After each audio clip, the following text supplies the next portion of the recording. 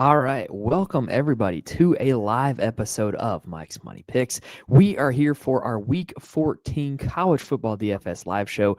Now, I know that we didn't give you guys a live show last week. It was just too hard to schedule with everything that Zach had going on, everything that I had going on. So just weren't able to make it work. But this week, we are here to give you two shows for the price of one.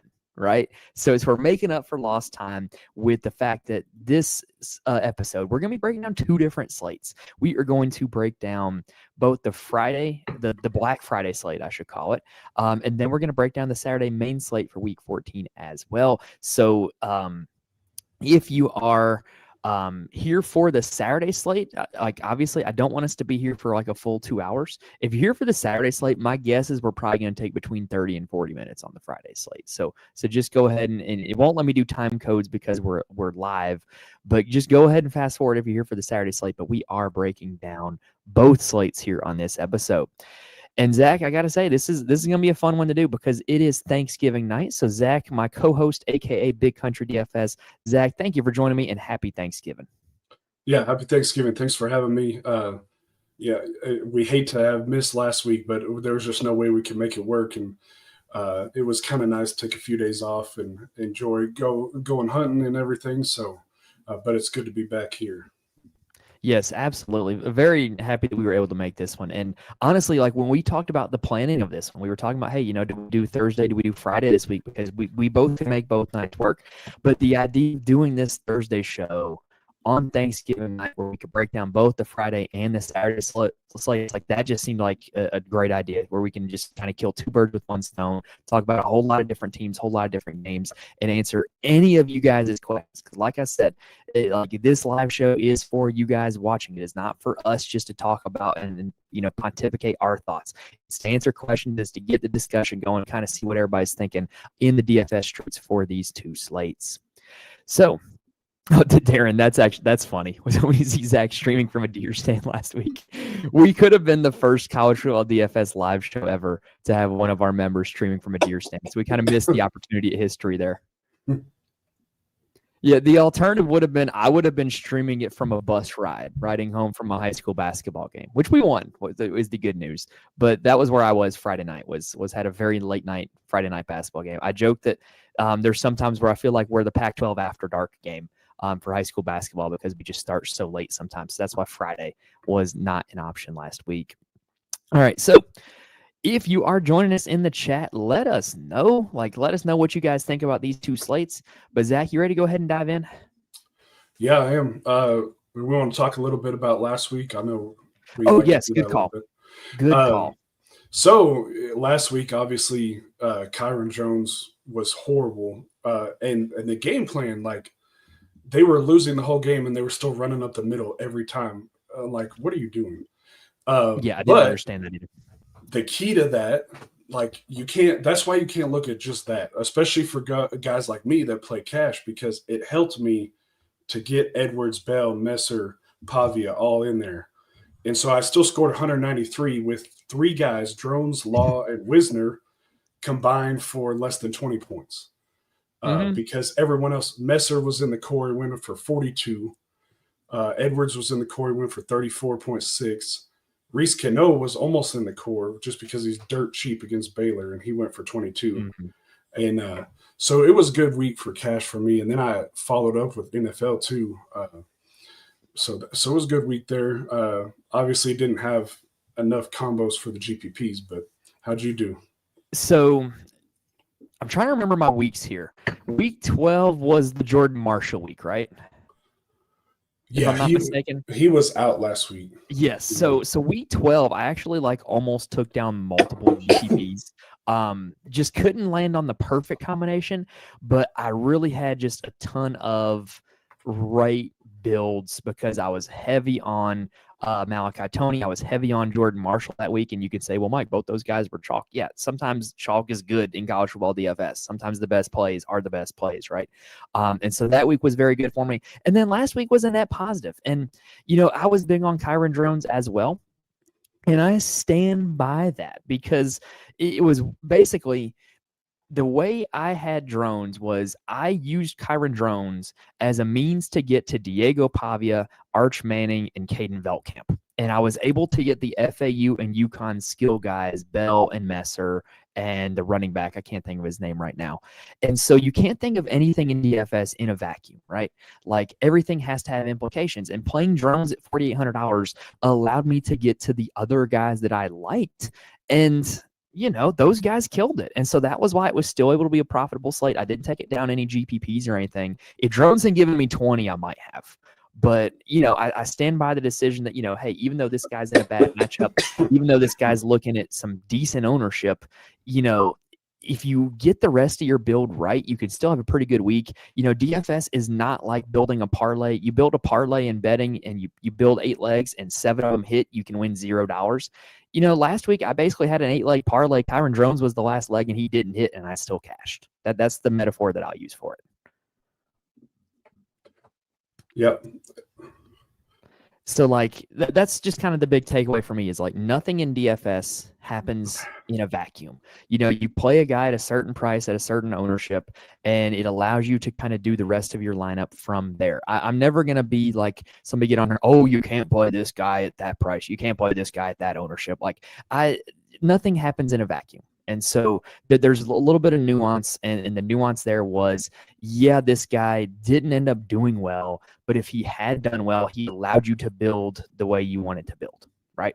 So now we're going to go ahead and pull up the sheet. We're going to start with the Friday slate. So Zach, tell the people about what they're going to see here on the screen.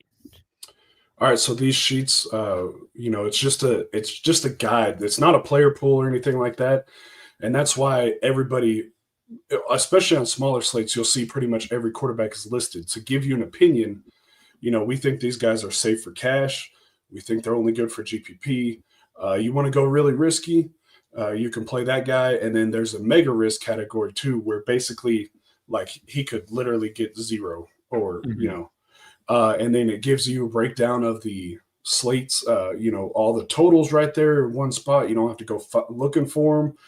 You got over here on the side, you have their point per average is already calculated for you by default. And then down at the bottom, we got the stats, team statistics as well. And then if you look through down there, if you click on Core 4, you can get the write-ups, and then targets gives you the targets for the breakdown as well.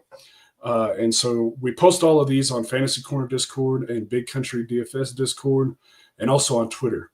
And sad to say, this is the last regular season to do. So if you don't have something else that you like doing for after college football, come in and get us get going on college basketball. It's fun too. Yes. And we need some more people to get in there because the contests just keep getting smaller and smaller. Right.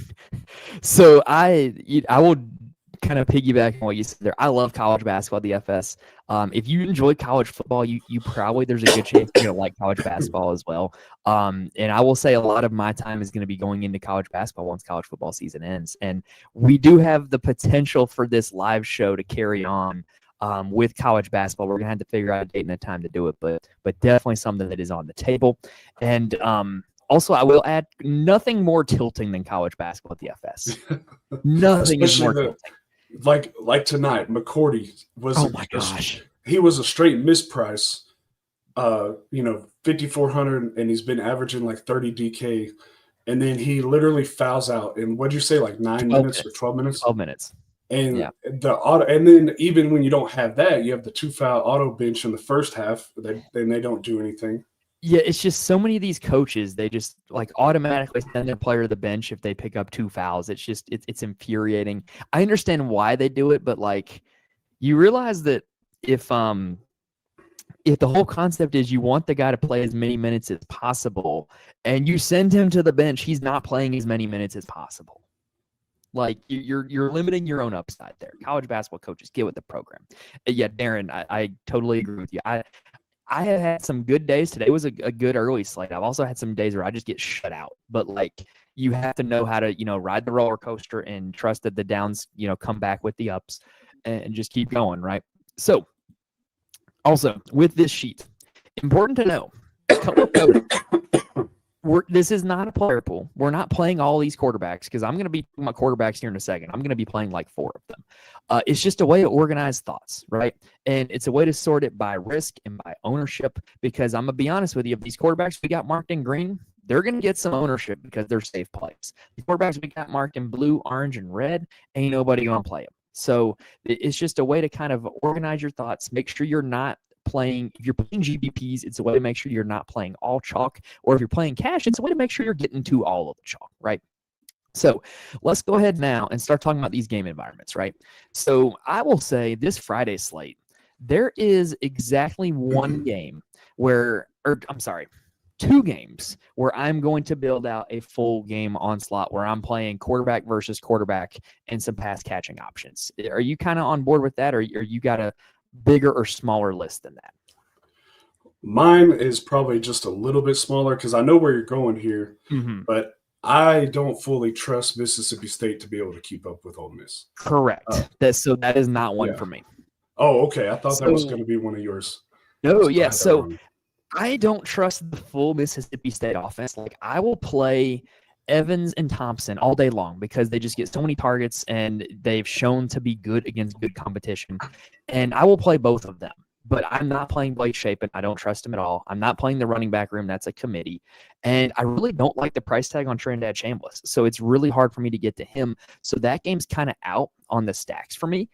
The games that I'm going to stack North Texas Temple because I think that North Texas's offense is really, really good. And I think that Temple is going to be able to score a little bit. I think the spread is about right. But, even if that spread holds true, Temple's going to score 3 touchdowns. So I really think that I'm going to build out that game. And then I can't ignore the Georgia Tech game and what happened last year and how bad the Tech defense has been. So I'm going to be building out a ton of stack to that game as well. Yeah, I would agree with that. I just don't, the receivers for Temple are cheap, but I don't know about trusting the quarterback. So he's so cheap, though. He allows you to get to it's kind of like a drone situation almost, except now he's in the highest total of the day. Is he allows you to get to the highest running backs, which we're going to talk about because there are some good high-price running backs this week. And then the only other thing that I would mention is I do like the Utah State side of that Boise game. Boise is hard to stack, especially with Madsen probably going to be out again. And so, they have their running backs, but their receivers are all over the place. But with Barnes, it's so condensed. It's Barnes, Boyd, and Pagan. And so it's easy. He might not even play. Yeah. Yeah. And so then you could also look at the running back, Javen Jacobs. He's the receiving back too. Yeah. And also, a very valid point here. Myron's saying that Kamario Taylor could be in for the Egg Bowl. Yet there's news that they might not start Blake Shapen. We'll see, which is another reason to just kind of X that off for me. And Forklift, Jeremy, I believe you're talking about Bird Fick on there, right? That Utah quarterback situation is so intriguing to me because they're both very clearly talented, right? And I just don't know what they're going to do, and it makes it hard to target for DFS. If I knew that they were going to play one of them 100% of the snaps, then I would have definitely been playing them. And then Myron also hitting the nail on the head. Yes, I was absolutely going to play Darius Curry for Colorado State because Air Force plays no defense at all.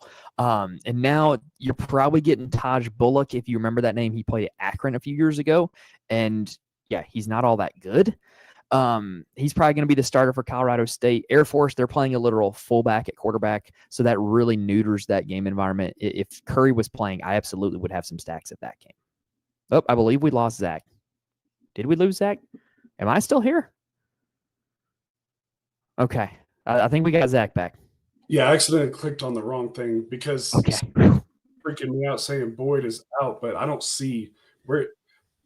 No, it's the tight end. Not Boyd, but Brock something.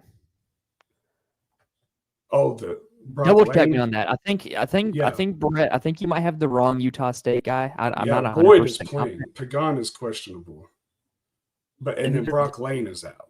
Brock Lane is out. Yeah. We got to figure it out. Okay. All right. So, you ready to go ahead and talk quarterbacks now?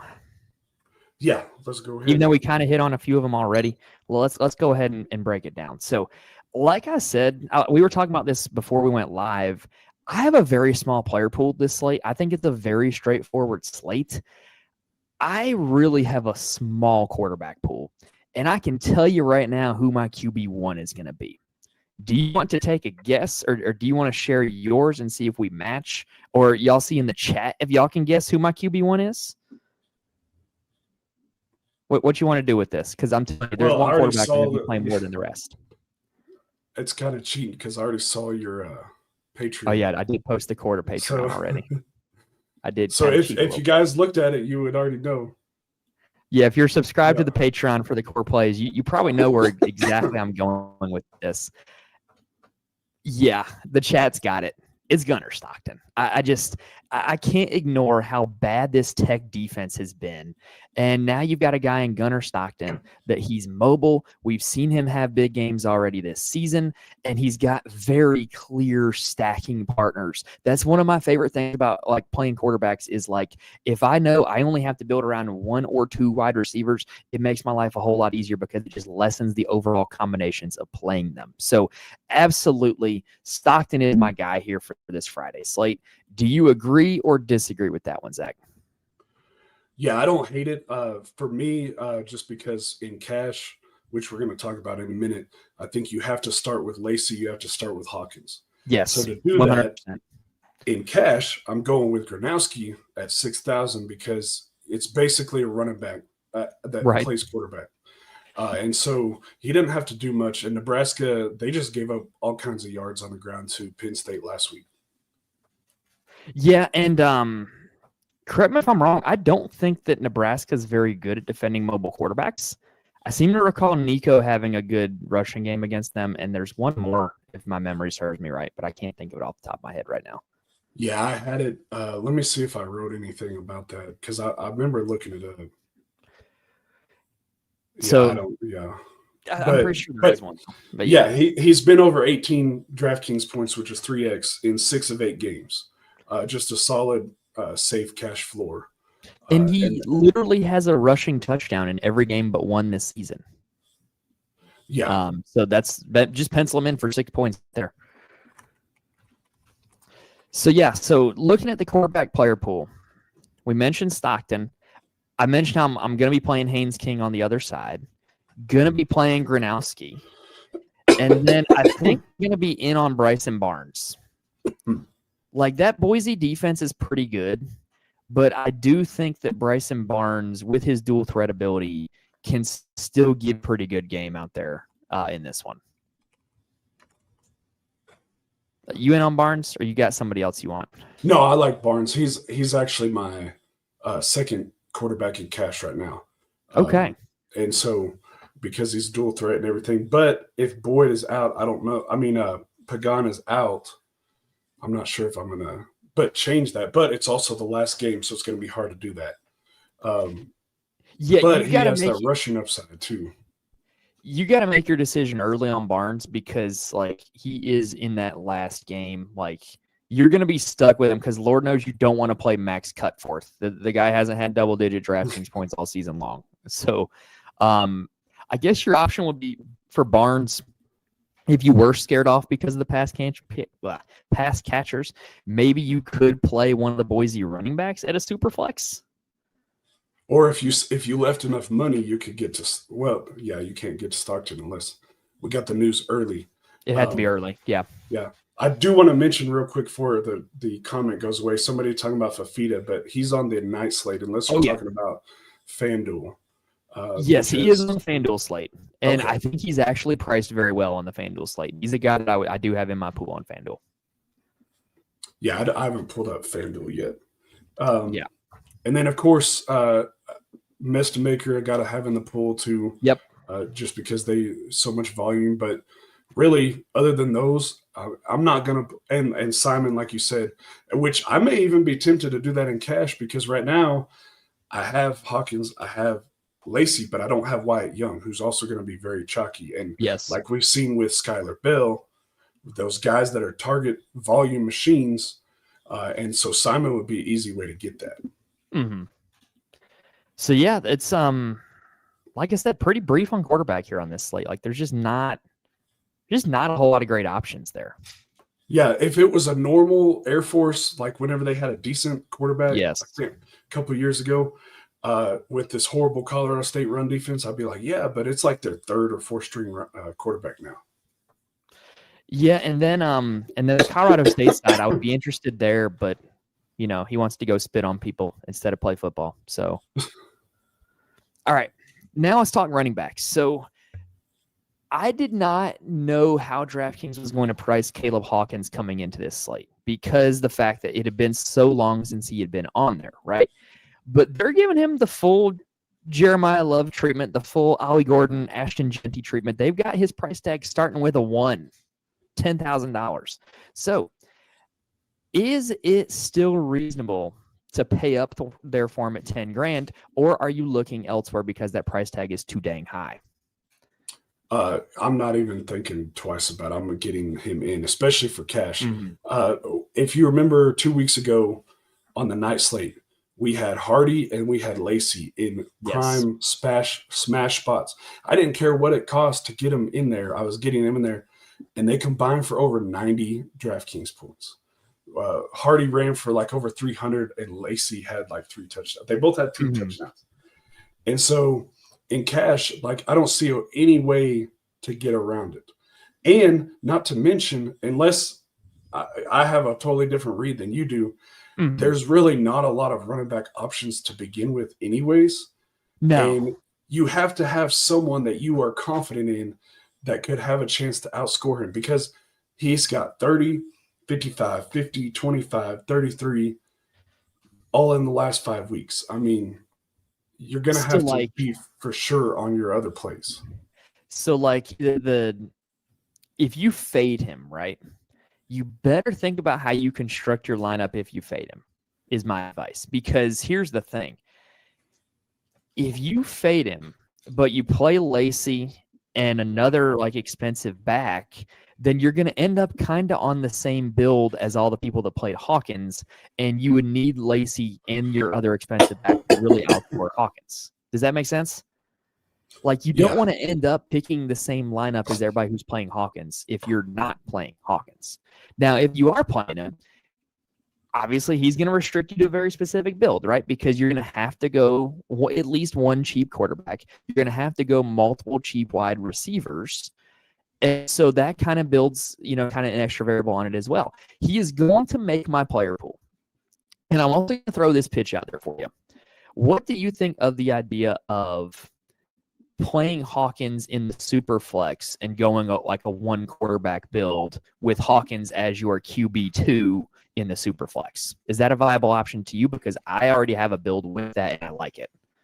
Yeah, I don't mind that either because we're talking about the quarterbacks and there's not a whole lot that we like. Right. And so I kind of agree with that too. Like if you're fading him, then you want to probably play King and hope that it's another crazy game like last year because it's around the same price, but he's a quarterback.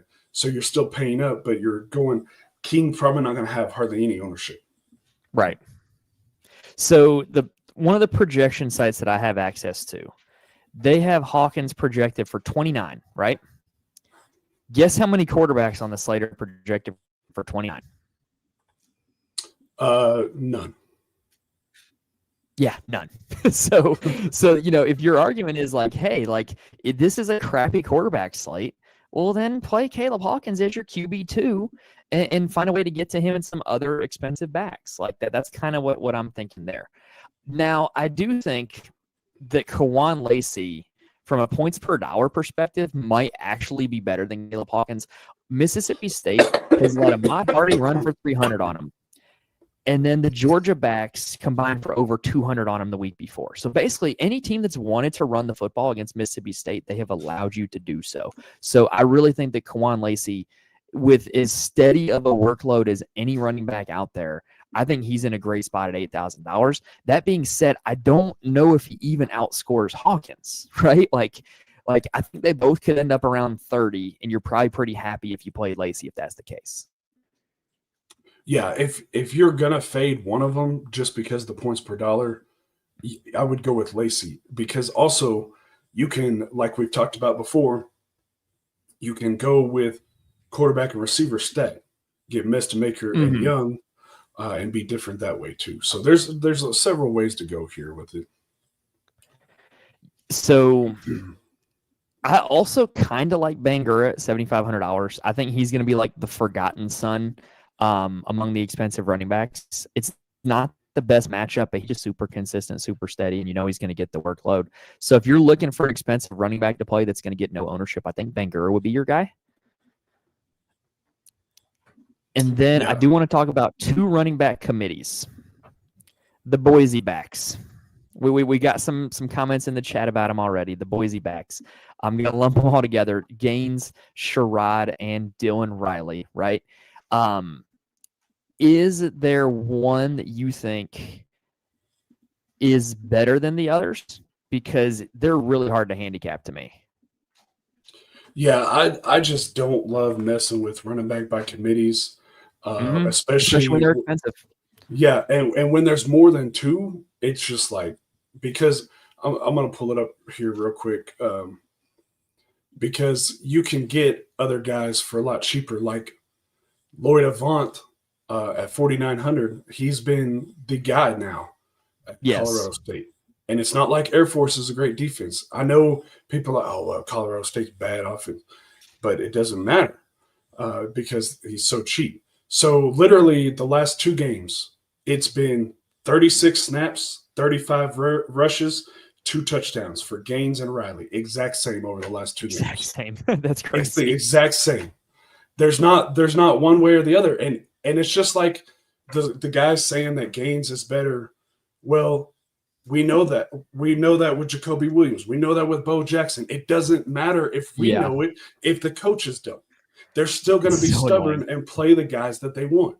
And so you can have this dream and hope like we had all these time for Jacoby and for Bo. But yeah, but exactly with Myron though, with that comment, they can't throw a forward pass, so then they can just stack the box and shut down the run game because they know that if you force Cutford to pass, they're not going to be good. So my take on the whole thing is if you're playing cash, you got to avoid it because there's just so much risk involved. Avoid it there. I'm willing to roll out Gains in GPPs. Reason being, if you got two guys that are about even, why not play the cheaper one? And then second off, I just think that Gaines, like we talked about, he looks like the better back. And, if you want to be a believer in your own ball knowledge, I think that's one way you could do it.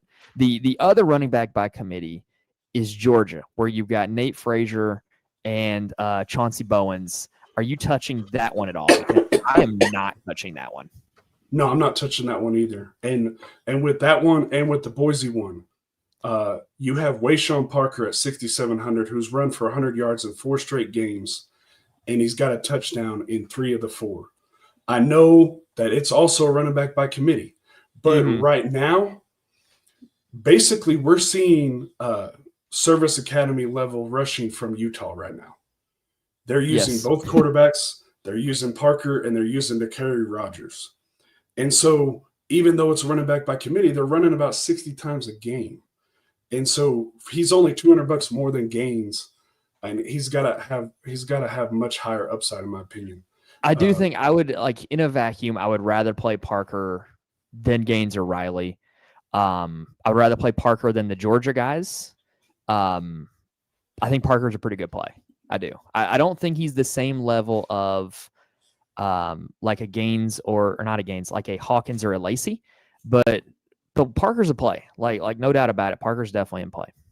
Yeah, and then you also have workhorse back Kamari Moulton, who, especially if you're not playing Gronowski, you got to look at him because of what Penn State just did to Nebraska. And then on FanDuel, Moulton is cheap as crap. Like all these other backs are fairly aligned with their price tags on DraftKings on FanDuel, but Moulton is down there he's down there priced next to Ducker and Bankston and those guys. Like he's just significantly cheaper on FanDuel. If you're playing FanDuel, I really think that Moulton could be your guy.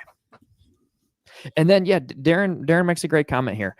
If you have a workhorse back, you play him. Yeah, like we're talking about all these committees, and there's a workhorse back sitting right there. It's Lucky Sutton. I don't have a problem with playing him at 6,900 either. Like this is a really good running back slate. Like a lot of upside at the running back position, I would say.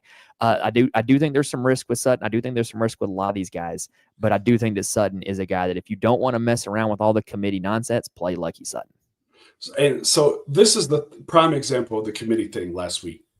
And I knew it was risky, but I was willing to take the chance in cash with Reese Kano because he was like 4,100. Mm-hmm. And Mahdi got 14 carries. He had more carries. He averaged more yards per carry, 93 yards and a touchdown. And you're like, great, right? But Reese Kano had 3 touchdowns. Even though the yards weren't there, the yards per carry wasn't there, he was the one getting the goal line carries. And so it's just too much of a guessing game. You have Hawkins, you have Lacey, you have Emmett Johnson, you have Lucky Sutton, you have Wayshawn Parker, you have Kamari Moulton, you have Lloyd Avant. You have all these guys that are guaranteed 15 to 20, if not more, touches. Why mess with the other guys that are around the same price and just guessing and hope you're right? Mm-hmm. Absolutely. Darren saying he's got the YouTube videos as proof. Yeah. I guess anything I say on YouTube can and will be held against me in court, right? All right. Anyway, I believe that does it for running backs. Yeah, the only other one that I would mention, and somebody said it, I know the comment got lost, but was it Ducker? No, Allen from Air Force. Okay.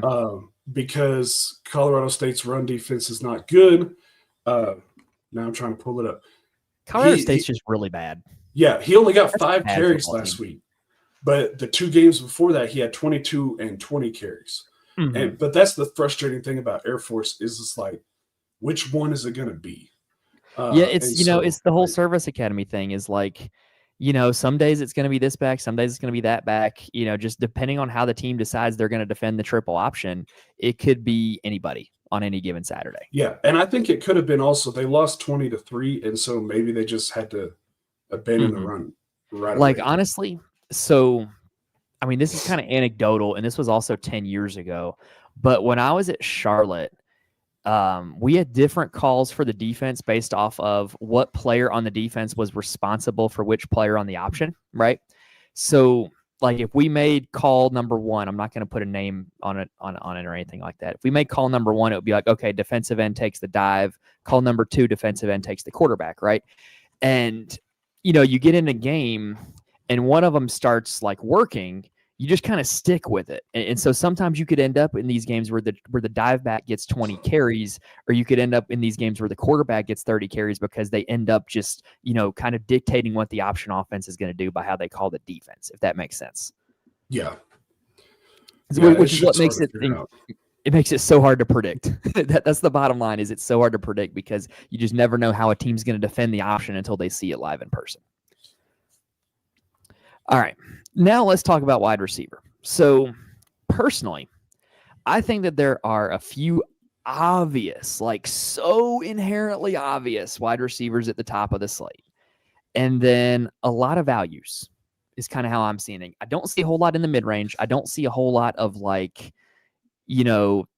this guy has upside, this guy has upside. I think there's a few inherently obvious plays and then values. Are you kind of seeing it that way as well? Yeah, that's pretty much I got a couple guys at the top and then some guys at the bottom. That's pretty much. So starting at the top, I don't see how anybody fades Wyatt Young. I just don't see how anybody fades him. He's been so good, shown so much upside. His team has the highest total of the slate at 42 points. I just don't see how, if you're playing multiple lineups or if you're playing cash, how you fade him. It just super obvious play to me. Yeah, it reminds me of Skylar Bell and Eastern Messer from last week. These guys that you're getting the volume, and we would have to think about it. If they actually priced him based on the volume, he should be 9,000 or 10,000. But they refuse to price receivers up this year. It's weird. If your name's not Jeremiah Smith, you don't get priced up. Tyson had a few weeks up there, but ever since he's been hurt, he hasn't been either. But he's been over 30 DraftKings points in 4 of the last 5 games. Mm-hmm. And it's one of those things that in cash, like you're saying, he's going to have the ownership. So even if he has a dud game, he only gets like 10 or 15. It's not going to matter when he's 80% owned. Skylar Bell was like 90% owned. Yeah. It's a totally different mindset. If you're more of a GPP bro and you're like, oh, I don't want to play him at 40%, then don't. But like, if you're playing cash and the whole field's playing him, you might as well play him, because if he nukes, you're going to be way behind everybody. Yeah, and that's what I'm trying to do right now. Is I'm trying to redo my cash so I can get him and Hawkins and Lacy, and it's just I'm trying to figure out how I can make it work. So Darren brings up a good point. 2 of the best wide receiver options on this slate play for the same team. It's Victor Snow and Nick McMillan. I have been a McMillan guy ever since I've seen Buffalo on the slate and I've seen their target numbers, but Snow had the big week last week. Are you going to go back to Snow, or are you going to stay with McMillan?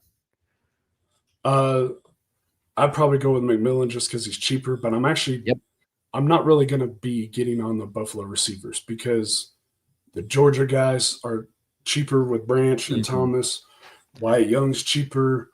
I know it's a good strategy for GPP, but Ohio has a decent pass defense as well. Mm-hmm.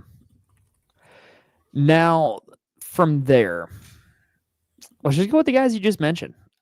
I love the Georgia receivers this week. It makes sense if I'm playing a lot of Stockton, I'm going to be playing a lot of Branch, and I'm going to be playing a lot of Noah Thomas. I don't think you need to double stack Gunner. I don't think that there's enough passing volume there to go around for 2 of them to hit. But in my Gunner lineups, it's either going to be Branch or it's going to be Thomas. And I love both of them. I think they're both great points per dollar plays. And I kind of think that, depending on the type of build you're setting up, would determine whether you want one or the other. Yeah, that's one thing that we talked about before is if a guy's looking chalk with Branch like he is, get his teammate and for a lot less because he's not going to have as much ownership and he's a lot cheaper. Well, another thing too, just a tiny point here. Branch and Lacy would be the same price as Thomas and Hawkins. So, like, literally, if you had Branch in a lineup and you had Kwan Lacy, you could swap down to Thomas and upgrade to Caleb Hawkins if you wanted to. Just kind of something interesting there that I noticed when I was tinkering today. All right, now from here, there's not a whole lot to like on this slate. Anecdotally, I like Isaiah Canyon. I watched every snap of that Georgia Tech Pitt game last week, and I don't know what the actual number ended up being. I believe it was like 7 or 8, but it felt like every time there was a big pass, it was going to Canyon. It just really felt like Canyon was the guy that Haynes King was looking to early and often. Yeah, I actually had him in my original cash build just now as well because Rutherford hasn't been the same this year. And he was great last week, but not the totality of the season now. And so we saw it's like the second week of the season or third week of the season with Georgia and Tennessee, that game going nuts. And it was multiple receivers. Right. It was Brazel and Staley. Yeah, and they're probably Georgia's going to force Georgia Tech to pass the ball. I know they like running with King, but they're going to be passing more in this one. Mm-hmm.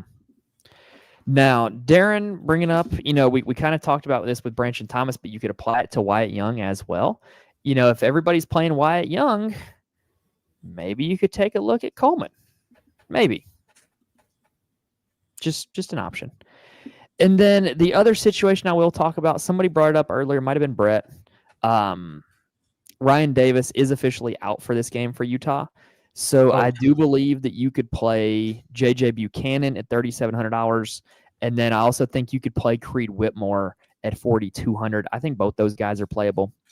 But honestly, one of my favorite value plays at wide receivers, Colin Chase of Temple at $3,500. Temple's going to have to throw 16 passes in the last 3 weeks. That one just seems easy for that low of a price tag.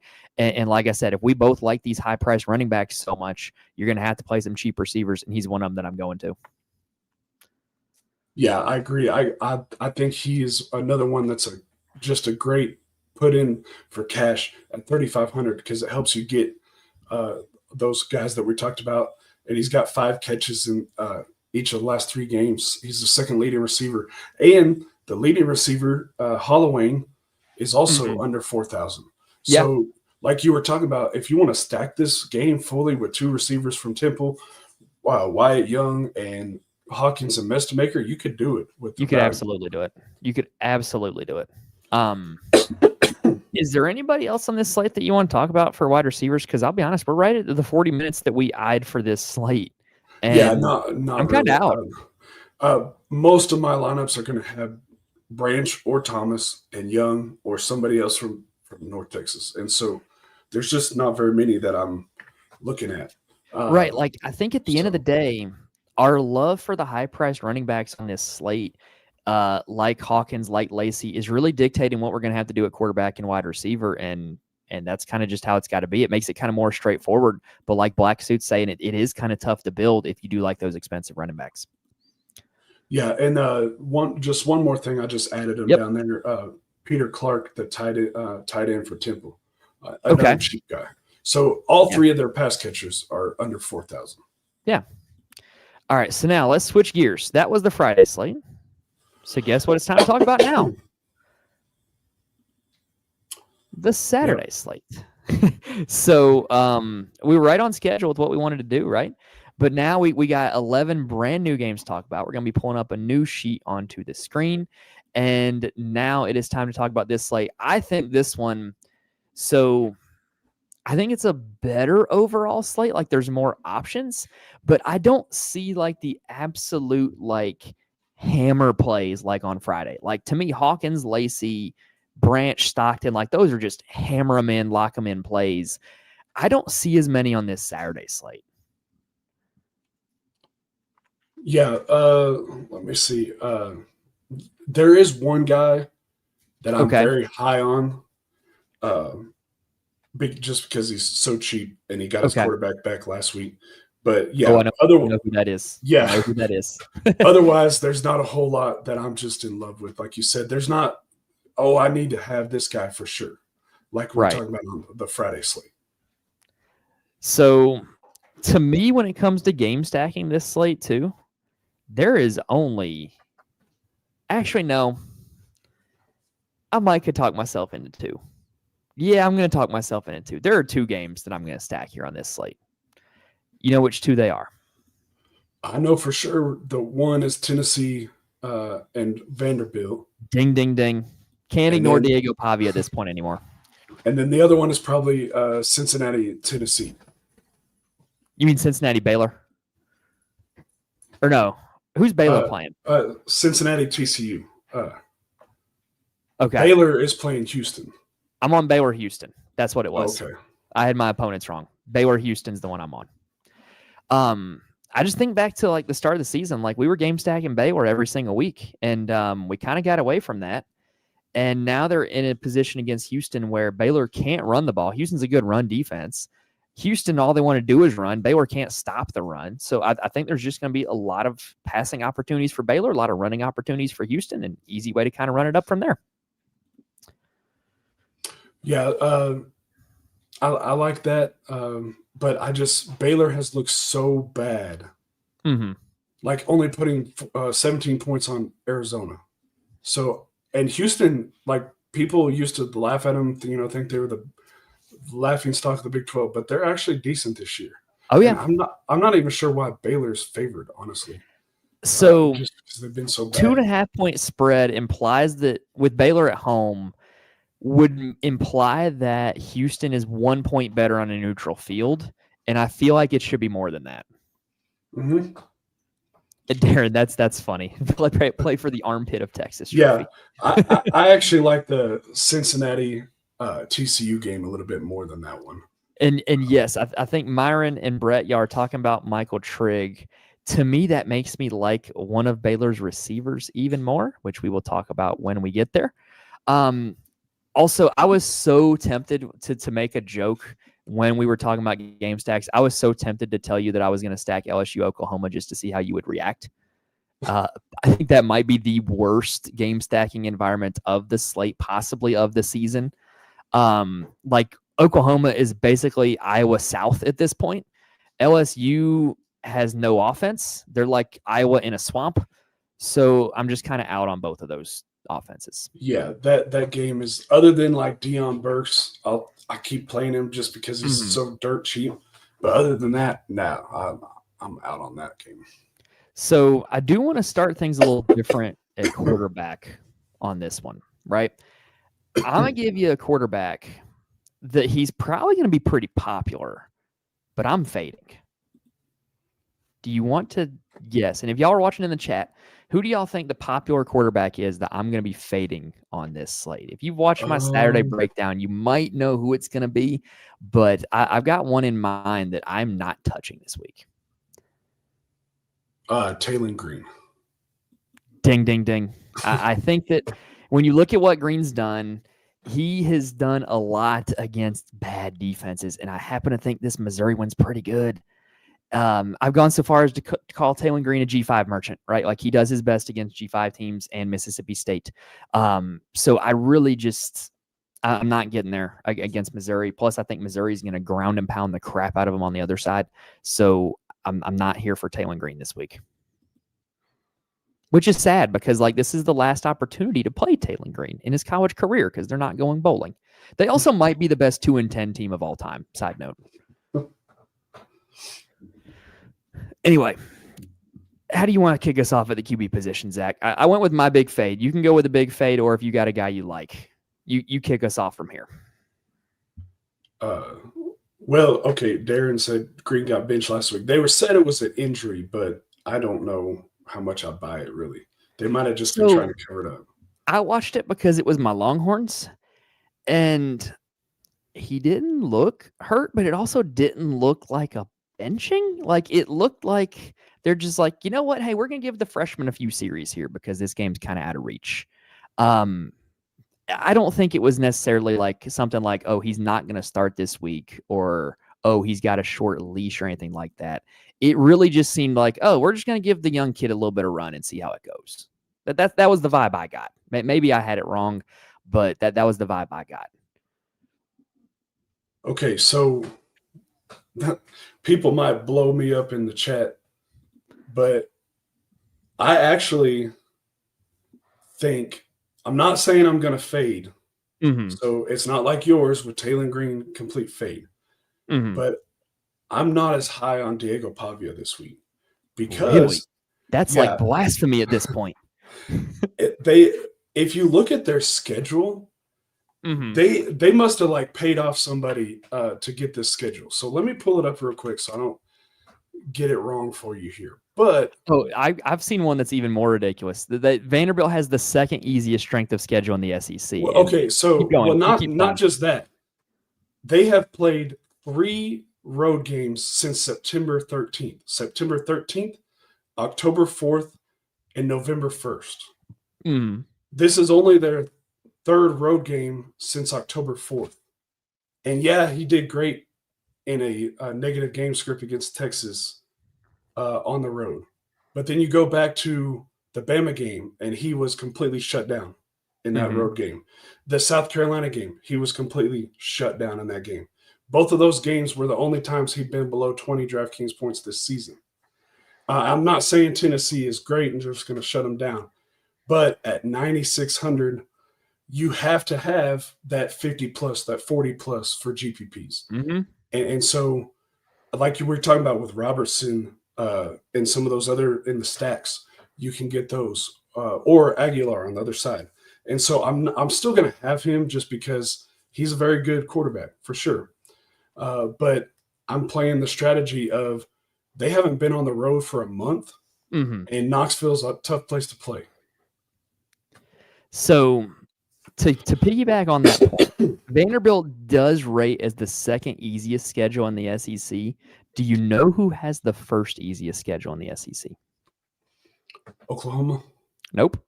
They're one of the toughest, actually. Oh, one of the toughest. And it does not take non-conference into account, just purely the SEC schedule. Are they good this year or? Yes. People think they're good. Their record says they're good. I think Texas Arch A&M? Manning and Dem Boys are about to prove that they're not good tomorrow night. Texas A&M, yeah. Texas A&M. Texas A&M has not played a team that is above 500 in SEC play. There are 16 teams in the SEC. Texas A&M has played 7 of the bottom 8 so far. It's insane. Like you literally could not have gone into a lab and handpicked them an easier schedule for SEC play until the Texas game, which was protected because it's a rivalry. So I'd really like that. It's so sad that like if they lose a game, if they lose to Texas, they are out of the SEC championship because their tiebreakers, their strength of schedule is so bad. And they don't have head-to-head against Georgia or Bama or Ole Miss. Like, that's how bad their strength of schedule is because they didn't play any of them. So, yeah, it's bad. Anyway, back to the slate. So, I'm approaching Pavia as like a game stack only play, personally. I think that he does have that 40-point upside, which is like hard to ignore. But I think when it happens in this game, it's going to come because Tennessee is going back and forth with them. So I'm going to play Pavia in lineups where I'm also going to have a Brazel or a Staley or somebody like that, or even Aguilar with them as like a double quarterback game. That's going to be my approach. Is I want to play Pavia in an environment where he's going to be asked to do a lot, not if I'm thinking that they're going to blow them out, if that makes sense. Yeah, that makes sense. Last week, I was pretty much all over Pavia in a lot of lineups. But, yeah, like I agree with that. Doing in a game stack, both sides are getting there and all that. Yeah. So, and I've already mentioned, I like both quarterbacks from the Baylor-Huston game. I don't, no need to like rehash that point. I also really like Josh Hoover. I might be a crazy person for this. I really like Hoover at that price tag against Cincinnati. This is a Cincinnati secondary that I can't get over the fact that we saw Jaylen Daniels throw for 400 against them. And so I'm going to keep going back to that until I can't anymore. And I think that Hoover, he's got such clear stacking partners with McAllister and Dwyer and Manjack. And this game environment could take off. It could. So I really do like Hoover. Yeah, I want to say something about Darren's comment. Okay, let's see what. Hold on, I got to pull it up here. I'm just making a joke because I feel like he wants to argue with me every time in college basketball, college football, anything. You could be saying like Michael Jordan was playing the high school JV team that is 192 games, and Darren would be like, oh, I think we got this. I just think it's funny. Now, it's all love, though. But, yeah, he always dropping those funny comments, too. This is pretty good. This is But it's true. They don't have any fans hardly. Yeah, he's making a good joke with you there. Like, he's definitely messing with you on this one. Yeah. And then Hoover, is that who Brett's talking about with the thumb? I think, yeah. Okay. It's so like, let me think the best way to phrase this. I'm like, if I'm playing GPPs, I'm definitely looking like for first or last, right? And so if there is something wrong with the thumb, then oh well, I guess I'm not winning any money with that lineup. But if he's right, boy, that price tag with that matchup's very juicy. Yeah, so like if you're playing 20%, I'll probably be around 25, 30% when it's all said and done. I'm willing to live with that result, no matter what. So Hoover and TCU, they're one of the ones that I really look at the home road splits. Because if you go and the nice thing about DraftKings, especially if you're doing it on the computer, you click on splits. He averages 29 DraftKings points a game at home, and he only averages 15 on the road. They went at Houston, at BYU the last 2 weeks where he's thrown the 5 interceptions. Those are two really good defenses. Yeah, and BYU is a tough place to play. And so boy, those Mormons will get after you at BYU. They have no chill. Yeah. The last home game against Iowa State, granted it was a negative game script, 319 yards and a touchdown for 18 points. And then he had Baylor. He had 3 touchdowns at home. Colorado was the game that he went off for 4 touchdowns. So he's just one of those guys that plays better at home. Some guys just aren't good on the road. And so like you said, I got to play him at 6,600 whenever. You're talking about a guy that was priced as high as 8,800 just a few weeks ago. And so, yeah, I got to have that. So, especially Cincinnati hasn't been able to stop anybody. So to kind of piggyback on that point you just made too, it was kind of my argument with Pitt's Desmond Reed in the Notre Dame game, right? Was you had this guy that, yeah, he's banged up, yeah, he's coming off of injury, but he's like $3,000 less than his normal price tag. And what if he nukes? And I kind of feel like Hoover is in that spot as well, where like, yeah, this is much cheaper than what we've seen out of Hoover. He may be hurt. He's coming off of games against 2 good defenses, 2 road games against good defenses. You know, what if he does happen to go off? And I want to be on him if he does. Yeah. He's thrown 10 interceptions on the road and only 3 at home. So, yeah. Is there any other quarterback you want to talk about? Because we've talked about a lot here. I've got one more in the can, but it's not a positive one. Did we already kind of mentioned Aguilar's one of our favorite. Yes, we both like Aguilar. Okay. Yeah. So another guy that I like, and it's kind of a little risky probably, but because of coming off the injury but Bro Perbula at 6,100, because every single quarterback has been destroying Arkansas. Even Van Buren the other day, he didn't go crazy or anything, but he was like 5,000 or whatever his price was, and he got almost 20. And you have a clear stacking partner with Kevin Coleman. They just love the connection right there, and it's cheap. So like I like Perbula. So I'm not gonna lie, I'm kind of out on Perbula. So basically, he didn't run last week, and if you're getting Bo Perbula without his running, that just makes it so much harder for him to get there. I guess the counter argument would be, which you said, he's 6,100, which is cheap. But I don't know. I'm kind of not here for a statue Perbula. I feel like you're taking away his best strength. Yeah, I mean, I get it too, but also it was Oklahoma, which is probably one of the best defenses in the nation. Yeah, one of the hardest defenses to come back from an injury on. And so I'm sure that they were probably being a little conservative too with the play calls. And then there's one other guy that I want to mention also just because of the price, is Kaliak Manis, because he's 5,000. Yeah, he literally got negative points last week against Ohio State. Yeah. But he's back home against a bad defense with Penn State. And so I can see, getting that 15 or so that you need. Obviously, he's not going to go for 40, but he's dirt cheap. And so that's what I'm looking for, is guys that are cheap that, like Brett's talking about with injury with Perbula too. That's what gets you. It's not like Mateer. Remember, he came back, but he was priced like normal 8,900 or whatever. So it was easy. He's still 7,700. Yeah. And so it's different to me whenever you're talking about a dual threat quarterback that's at almost $6,000. Yeah. And then Hoover is cheap too. The other one I will add that we didn't mention, I know everybody hates this guy. Like, nobody likes him, at least according to his ex-girlfriend. Nobody likes him. Carson Beck has been playing some ball lately. And this Pitt defense, I've watched him play Notre Dame. I've watched him play Georgia Tech. You beat this Pitt defense by throwing vertical. And Carson Beck's got a really good offensive line sitting in front of him, and he's going to have time to take some deep shots in this game. I think he does have a little bit of upside. Now, I don't think he's safe for cash, but I do think he has some tournament upside there at 6,400.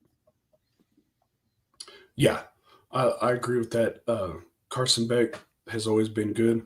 Another one, if you think that they can keep up with Oregon, is Damon Williams too. He's had some good games, and he's playing at home, and he's got the rushing ability, especially if Boston. Anybody know what? Looks like Boston is going to be back, so we're all good there. So and especially if he's not going to get ownership. Okay, I had to pull up a picture here. Mike's doppelganger, Ethan Grunkemeyer. I do not think I look like Ethan Grunkemeyer. I don't think so. You know what? There's worse quarterbacks I could be comp to, at least, I guess. At least you're not saying Carson Beck is my doppelganger. That one I would take offense to. All right. Anyway, yeah, that about does it for quarterback. And yes, Darren, it was one of the Cavendish twins. That about does it for quarterback for me. You ready to move on? Yeah, I think we pretty much covered what I was looking at. Okay, so at running back this week, Ahmad Hardy, $7,500. Lock it up. Like I just think that Ahmad Hardy is really good at football. He ran for 300 yards 2 weeks ago, got bottled up against Oklahoma. Oklahoma bottles everybody up. And now he's going up against Arkansas, a team that just does not play any sort of defense whatsoever. Like watching Arkansas play Texas, their defense passes the eye test. They look really big and they look like a bunch of athletes. And then the ball snapped and they just look like they're moving in molasses. And so I think Ahmad Hardy against Arkansas this week, really good spot, smash play. Definitely my favorite running back play on the slate.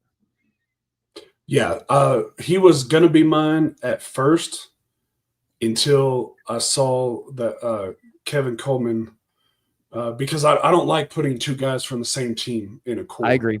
And so, but you could play them together in cash.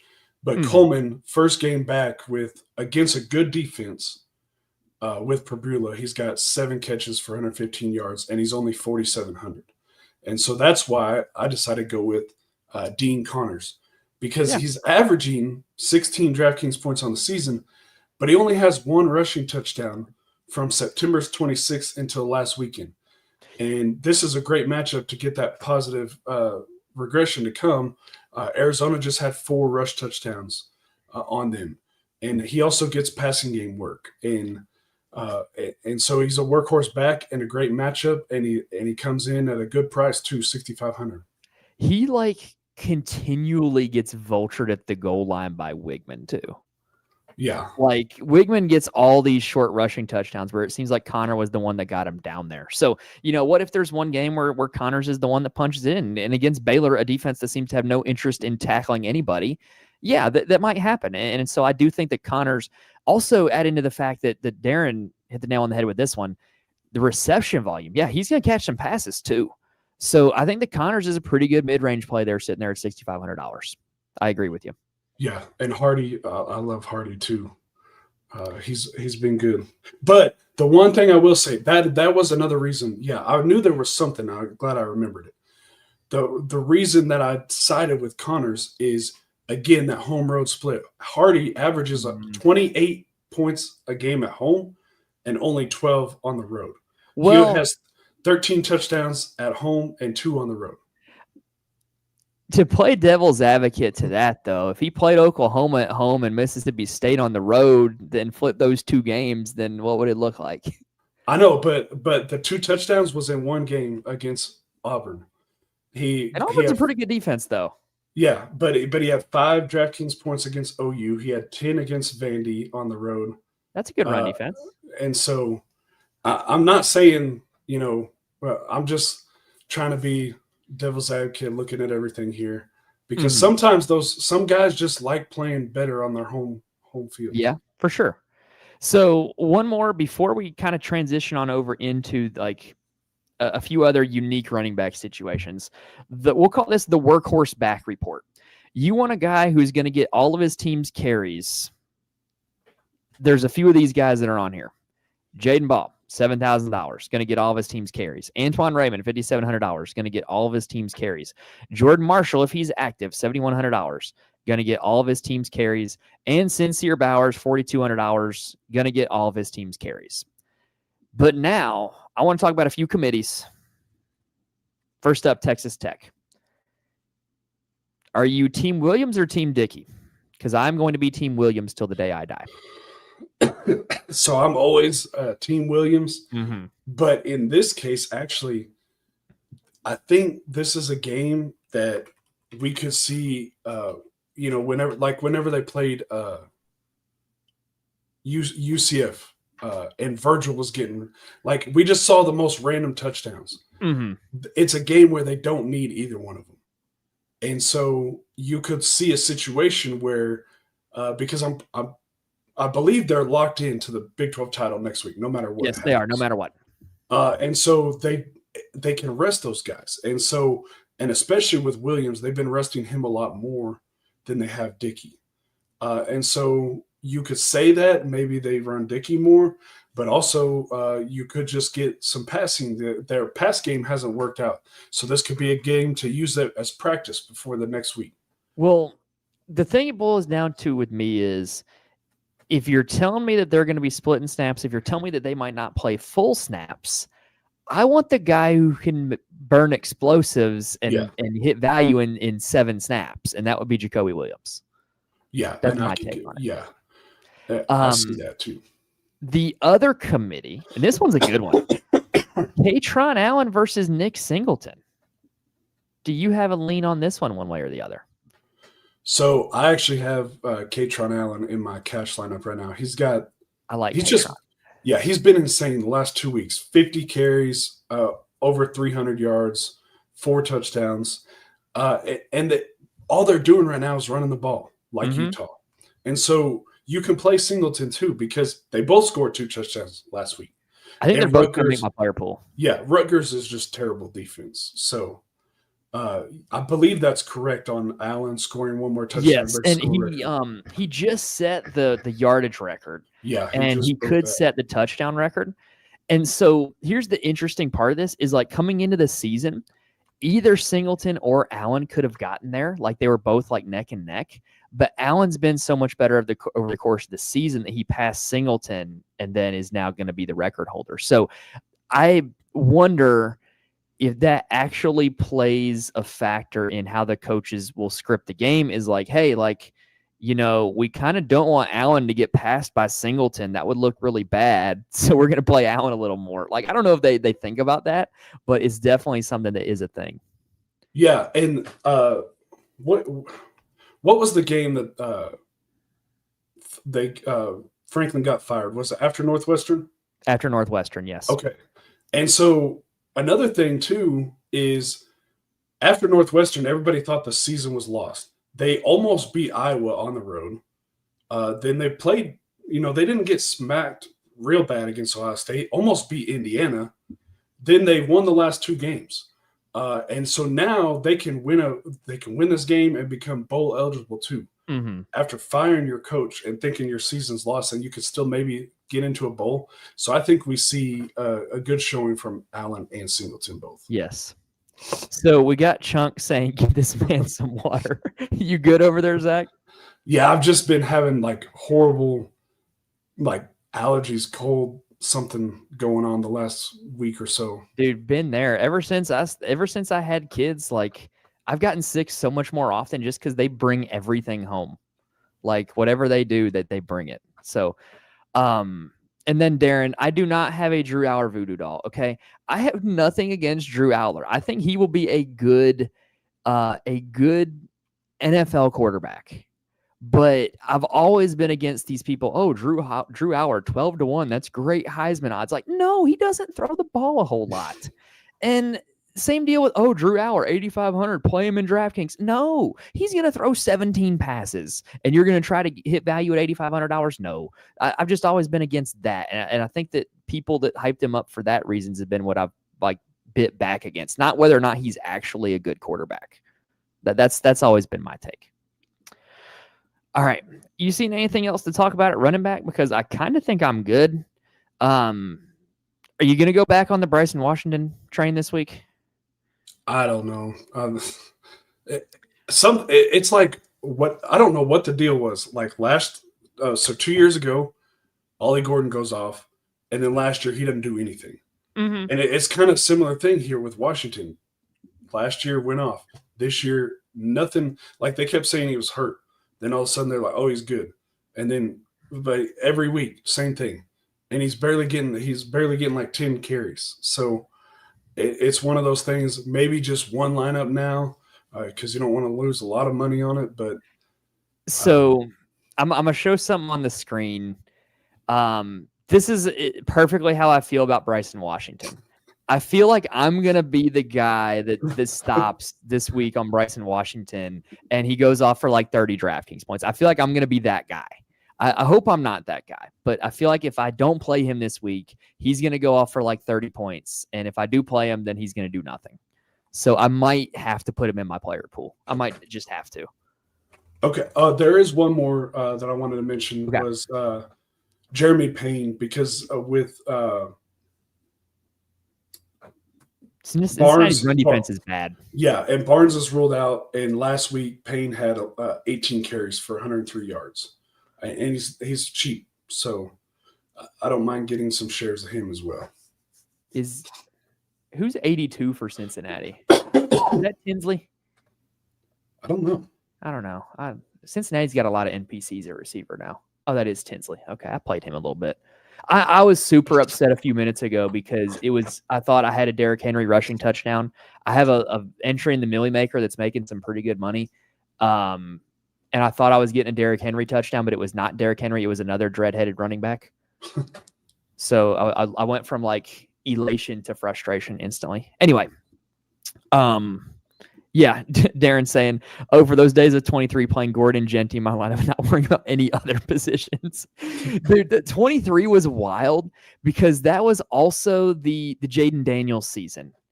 And so there were slates where, like, if you wanted to play Jaden Daniels and Malik Neighbors stacked, you literally had to pay your right arm and your right leg for it. Like, there were 1 QB builds that were viable because Daniels and Neighbors were taking up so much of your salary. It was crazy.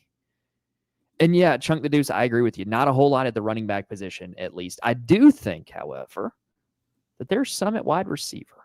So let's go ahead and talk about wide receiver. So starting at the top, I think this is, it's kind of annoying that I'm going to say this, like the antithesis of the Friday slate. I think this is a pretty good pay up wide receiver slate. I think that Tony at 7K for how Pitt defends is a really good option. I think McAllister at 79 is a really good option. And I think Cameron at 68 is a really good option. Like, I think that those three guys, if you're playing their quarterbacks, you definitely got to stack them. But even if you're not playing your quarterback, I'm willing to play those three as kind of high price players in your lineup. Yeah. With Tony, we talked about that a couple weeks ago, I think, on the show. Mm-hmm. Is every game that stays close, he just dominates. Yes. With over 20 plus DraftKings points. And so if Pitt can keep it close, he's gonna do well. And like, why did his price even go down? He put up almost 40 DraftKings points last week. I think sometimes the DraftKings algorithm gets a little drunk, because how else do you get Kyron Drones at 4,800 last week, and then on the night slate this week he's like 7,200. Yeah. So it's just crazy.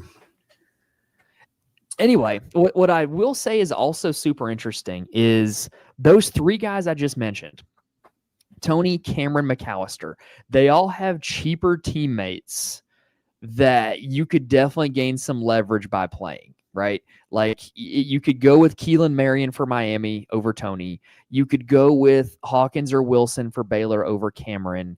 Or you could go with Dwyer or Manjack over McAllister. There's definitely some leverage to be had amongst those top three wide receivers. So I would also caution to, like, hey, like, if you're playing GPPs, you can definitely look to get some leverage by playing some of those other guys.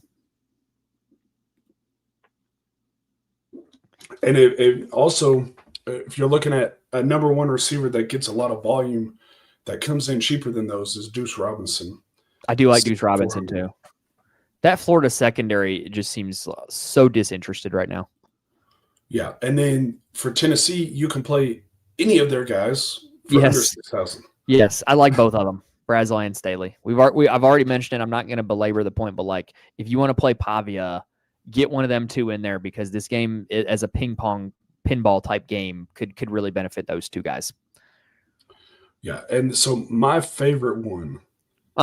I think I know where you're going. Yeah. Yeah. So with Prbula back, he's got his quarterback, and they just have a connection, and he's too cheap for that.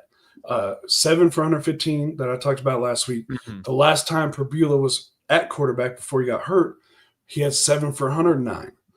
He's been over 20 DraftKings points 4 times this year, and what's crazy is only 1 touchdown, and is going to have that positive regression coming. And so the Bama and the South Carolina games, the only games that he was held under 4 catches when Prbula was at quarterback. And so that kind of volume at 4,700 is just too cheap. Mm-hmm. Yeah, like he's definitely one of the value plays this slate at wide receiver for sure. $4,700 just it's too cheap. It's too cheap. Now I will say there's another guy in the 4K range that I like a lot this week, and you guys know over the course of the season, I've loved talking about my guy, Omega Blake, Charlotte transfer. Really good start to the season for Arkansas. But there's a new wide receiver 1 in town, and it's Raylan Sharp at $4,300.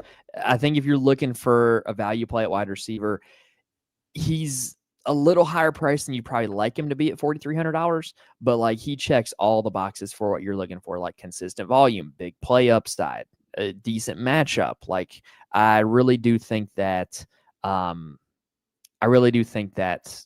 Sharp, one of my favorite cheap wide receiver plays on the slate. Yeah, I always like Sharp as well. Now, another one. Go ahead. Oh, it might be the same guy I was going to mention. So go ahead.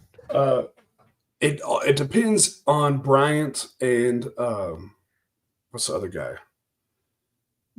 Decory Moore. Yeah, Sadiq at Yes. 5,000. He's been tearing it up with those guys out. If Sadiq is the only option in that passing attack, you can just pencil him in for 20 points. The only downside is it is a 3:30 game, so you probably do want a backup plan in case those guys are active. If we don't get news before then. Yeah. Yoshi gets a touchdown this week after I used him last week. I actually don't mind the idea of going to Trevor Pena either at $4,300. Yeah, I don't mind that either. Like I mentioned, I'm going to play Deion Burks every time because he's under 4,000 because he has that explosive ability. Yes. That eventually something's going to like the OU game last week. It was one play for Satanga, but he took it like 70 yards. That's all you need from Burks at that price, and you're good. And we've seen him do it at Purdue and then last year at Oklahoma. He just hasn't been able to do so this year. It's kind of like he's kind of like the wide receiver Bryson Washington in a way where it's like, I trust this guy's talent. I've seen it. When's it going to happen? And this is one of the last weeks where you can try to make it happen. Yeah, and then if you want to play the game that Ohio State's going to shut down Michigan or Marshall's out, Andrew Marsh has been playing pretty well. That guy's been a bona fide wide receiver 1 over the last few weeks. For pretty cheap. So that's another option as well. I think that's honestly like if you want to spin the wheel on the cheap Cincinnati guys or the cheap Pitt guys, knock yourself out.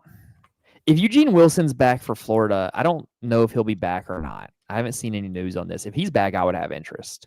I would. But other than that, there's not a whole lot else to talk about. Yeah, I don't think there's not, like we said, there's not a lot of value. And another thing too, I know that those of you that watch Friday, we've got most of that news already, but this is Thursday talking about Saturday slate. Mm-hmm. And so you always want to, because all of this stuff we talk about, excuse me, they change. I think we get availability reports tomorrow night. Yes, we will. So there could be a lot of stuff that we talked about that changes. So let me get caught up on the chat here. They've been feeding Tony. Robinson's a good call.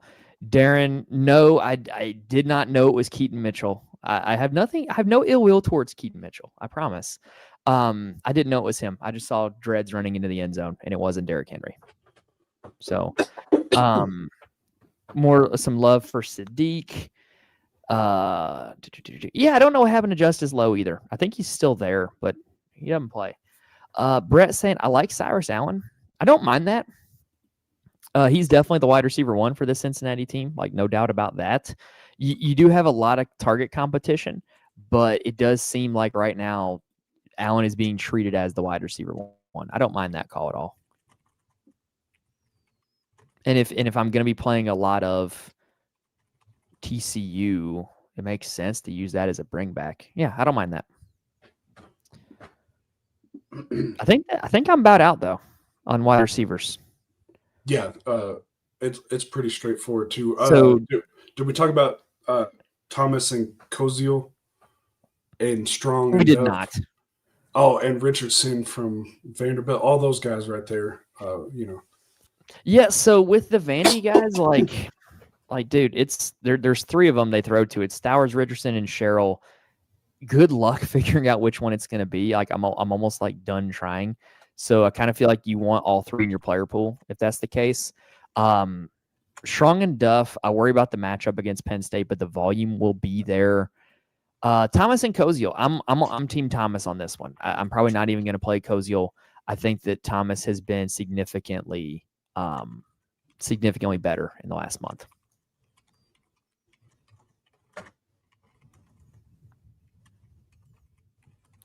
Let's see. Darren, I have a Fantrax team in the playoffs, and my tight end showed up. Trigg showed up on the injury report. I need a true tight end pickup. Any ideas?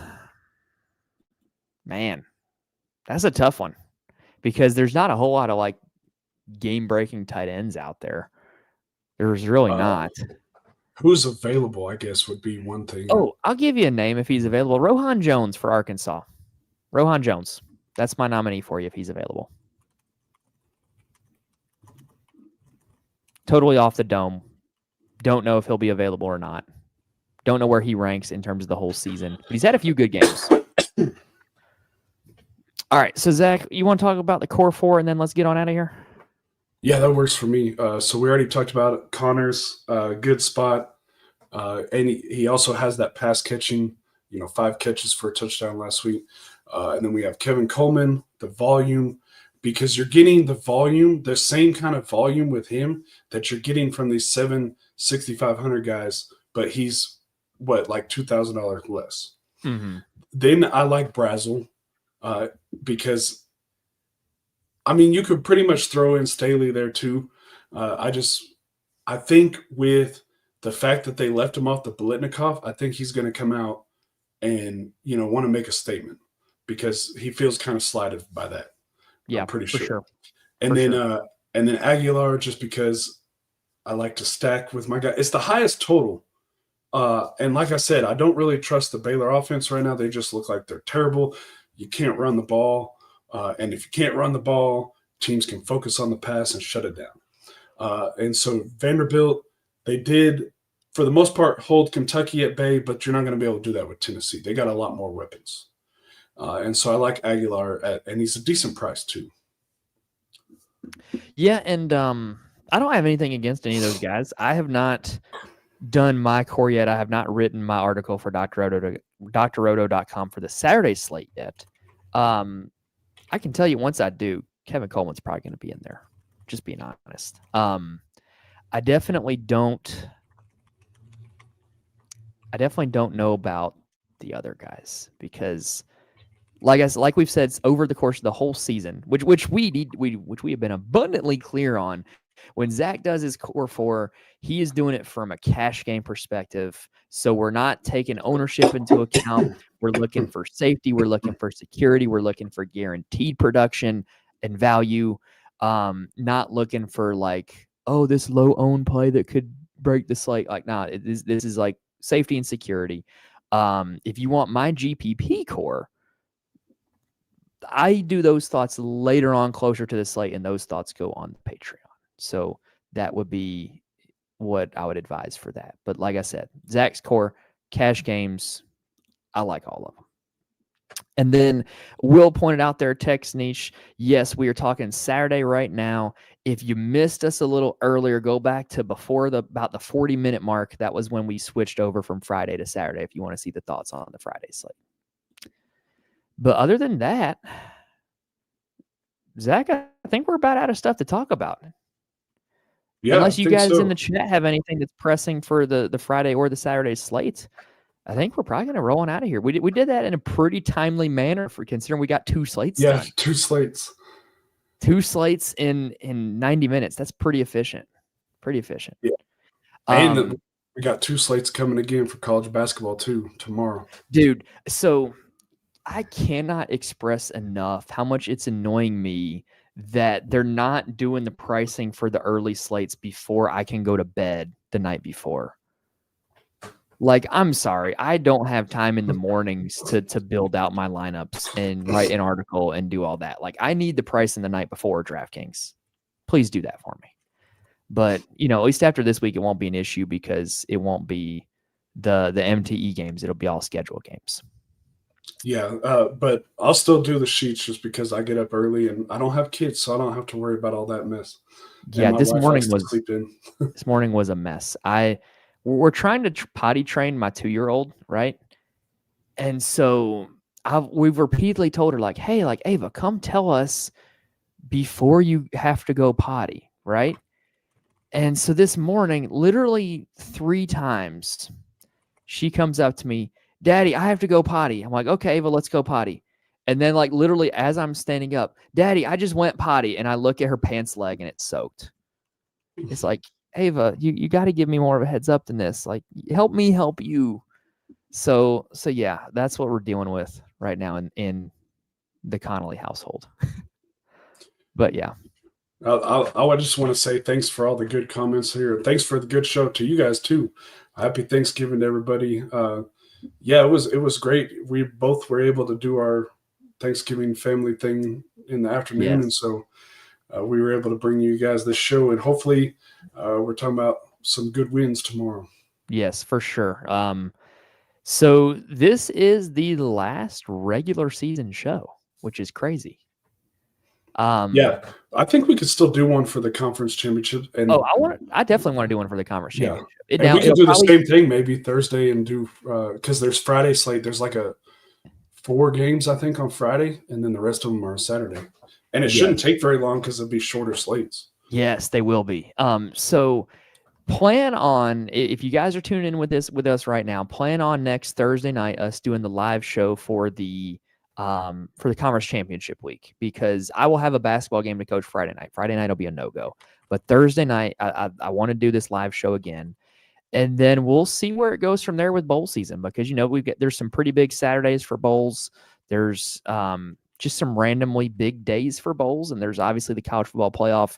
And we'll kind of see how it goes. And if we can get one of these in, we're definitely going to look to get one of these in, because I love coming on here and talking college football with somebody other than myself, because as much as I love doing my own shows, it's nice to have banter. It's nice to have somebody to bounce ideas off of, especially somebody who's smart and knows what they're talking about with this stuff, and especially a chat that has been active and involved and is giving us kind of direction on where we want to talk about next. So yeah. So if you want to know when we're doing the live shows from here on out, make sure you're subscribed to the channel. You'll be notified when we go live. That's the easiest way to know. But like I said, the plan is for next week to do this same time, same place, Thursday night at 9:30 Eastern time. I got to say Eastern time because Zach's not on Eastern time. But yeah, I think that's going to do it for this show, you guys. Appreciate everybody who showed up and caught us live. If you caught us on the replay, hopefully we gave you guys all you need to know in order to build some winning lineups for the Friday and the Saturday slates. Hope everybody had a great Thanksgiving, and I hope everybody has a great Friday and Saturday playing college football DFS. Thank you guys for tuning in. Best of luck to you guys this weekend, and we will see you guys next week for the conference championships. Thank you.